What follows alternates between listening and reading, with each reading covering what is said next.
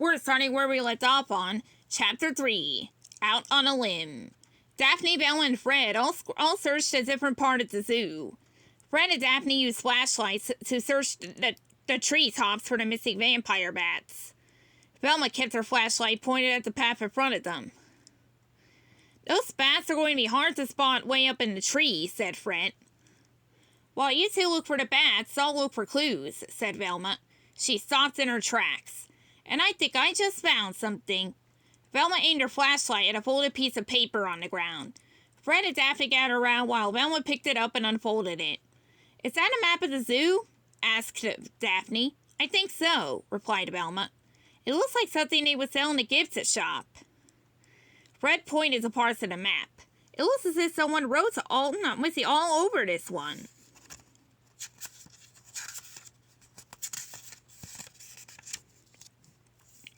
The elephant pit is circled, said Daphne. So are the bear and monkey exhibits. A bunch of them are circled, said Velma. She smiled. I think we just found our first clue. Something rustled in the tree above them. All three shined their flashlights into the branches. A little black monkey swung from branch to branch. It's Rocco, said Daphne. He must have escaped again. Fred held up a hand. Come here, Rocco, he said. Come on down. The little monkey shook his head and clamped onto one of the branches. He wasn't coming down. Here. Daphne handed Fred her flashlight. Then she grabbed the lowest branch. He likes me, remember?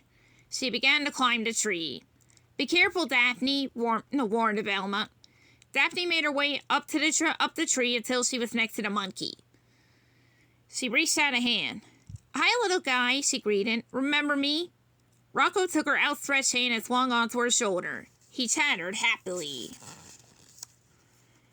Daphne looked at the branch below her. Let's see.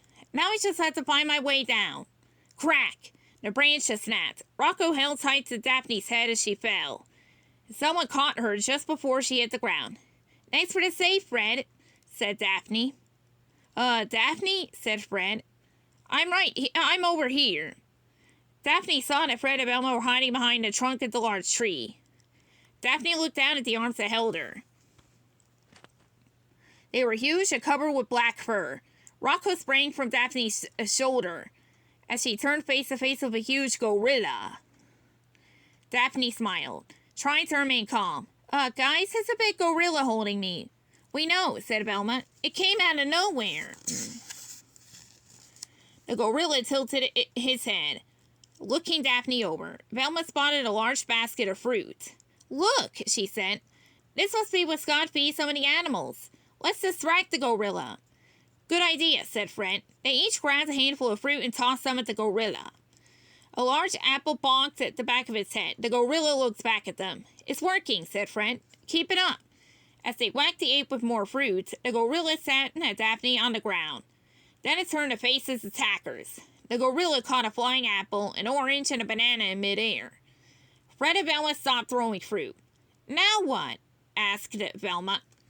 The gorilla looked at Fred and Velma and then at the fruits in its hands. A wide grin stretched across his face and it began to juggle the fruit. Whoa, shouted Fred. He must be one of the former circus animals, said Velma. The gorilla caught all the fruit to one hand and took a bow. Fred and Velma clapped. Daphne joined them. That was amazing. I guess we better find Scott to let him know that his gorilla is loose, said Fred. Velma looked around. Where did he go? Everyone scanned the area, but the gorilla and Rocco were gone. They were just right here, said Daphne. How could they have disappeared? Ha ha ha ha ha ha ha. What was that? Asked Fred. Daphne shivered. A creepy laugh in the middle of a dark zoo? Jinkies! Shouted Velma. Look! She pointed to a dark figure flying down the path toward them. Ha ha ha ha ha ha ha. The figure laughed as it swooped down and toward the gang. A vampire! Yelled Fred. Run! Chapter 4, Frightful Flight. Shaggy and Scooby-Doo ran down one of the dark pathways. The vampire floated behind them. Shaggy and Scooby turned a corner and lunged behind a park bench. They shivered and hugged each other as the vampire flew by. Like we need a better place to hide, Scoob. whispered Shaggy. Rare, agreed Scooby, but rare. Scooby looked around. Shaggy did. Excuse me. I think I found something. Come on. The vampire's pale face looked back and forth trying to find the frightened friends. Shaggy and Scooby picked up the park bench and tiptoed across the path. When the monster was out of sight, Shaggy and Scooby sprinted into a nearby storage shed. In here, pal, said Shaggy. Shaggy opened the shed door. A pile of brightly colored costumes poured out. Shaggy was buried under a mound of cloth. He struggled to the top, only to have his head stuck in a cartoon lion mask. Scooby covered his mouth, trying not to laugh. Like, that's not funny, Scoob, said Shaggy as he pulled off the mask. Scooby-Doo snickered. Rory? But this does give me an idea, said Shaggy. He dug through the pile of costumes. Here, help me out.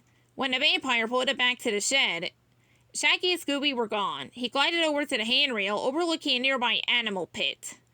The vampire peered over the edge, but only saw a bunch of penguins waddling around. However, 2 of the penguins were much larger than any others.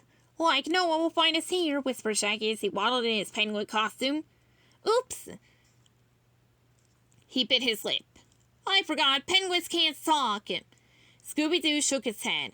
The beak on his penguin costume went back and forth. A rocking animal, whispered Scooby. Rats, really?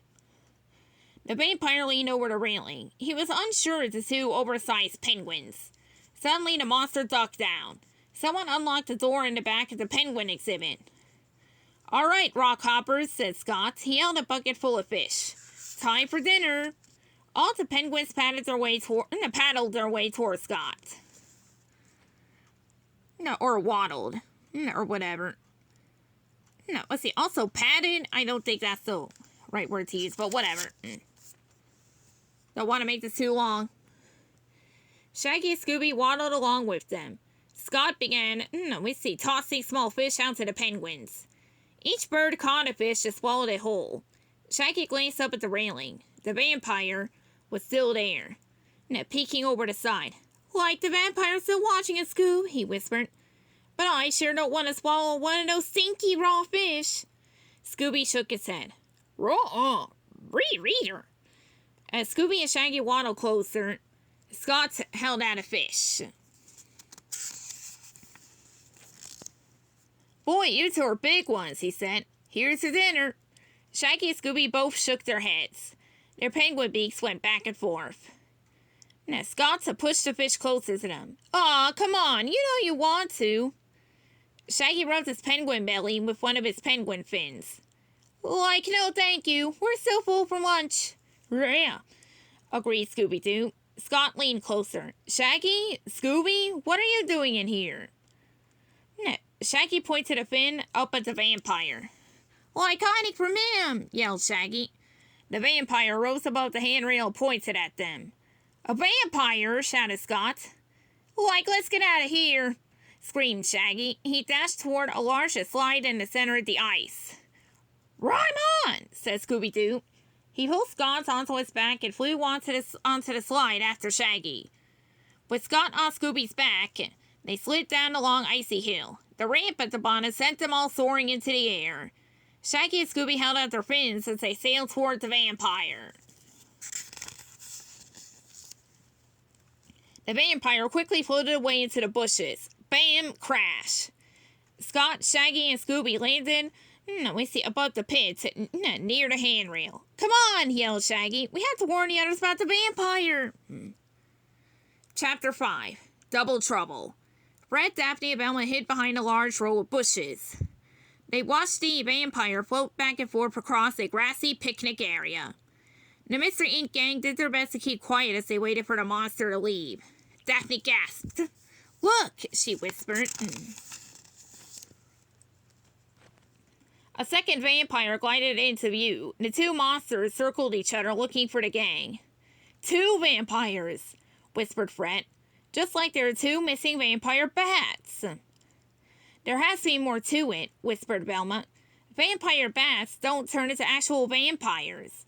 Well, I'm not going to ask them to find out, whispered Daphne. The gang stayed hidden while the vampires continued to drift around the area. After a while, the two monsters floated away.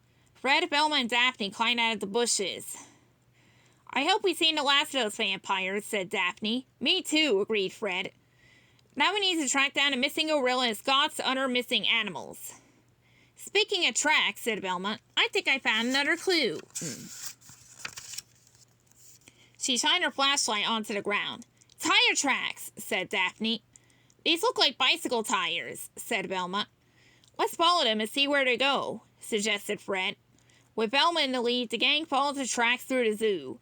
They passed several animal cages and exhibits. Some cages held sleeping animals, but many of them were empty. They followed the tracks to a landing that overlooked an animal pen. Before they could see what was below, Daphne placed a hand on Velma's shoulder. Turn off the flashlight, whispered Daphne. Velma switched off the light just as the vampire appeared on the pathway behind them. The monster turned its head from side to side, still searching. He hasn't spotted us yet, whispered Fred. Let's hide. As they turned to run, the second vampire appeared on the path. There's nowhere to hide, cried Velma. I have an idea, said Fred. The two vampires floated toward each other. They sailed past each other, continuing their search. Neither vampire saw a pair of hands holding on to the other side of the handrail. Fred held tight to the railing while he dangled over the exhibit below. Velma held onto his legs and Daphne held onto Velma's legs. Daphne looked down into the dark water below. I don't know what lives down there, she whispered, but I hope it's friendly. Just then an alligator leaped out of the water. Daphne pulled up her legs just as it tried to take a bite. A snap.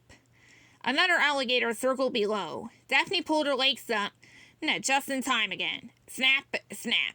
Fred, Daphne whispered as loud as she dared. I have a situation down here. Fred held tight as he watched the vampires float away. Just a minute, Daphne, he whispered. They're almost gone. A third alligator leaped out of the water. Daphne kept swinging her legs away from the snapping jaws. Snap, snap, snap. I'm going to be gone if we wait another minute, Daphne said. Snap, snap, snap, snap, snap. Fred lifted himself over the handrail. He helped Velma climb up after him. Then they both pulled up Daphne. That was a great hiding spot if I did say so myself, said Fred. Daphne sighed and blew a strand of hair away from her face. Velma switched on her flashlight. Come on, let's finish tracking those tracks. Scott shrugged. Let's see. Like I said, a bunch of these... Oh, wait. That was, on a separate page. To be continued.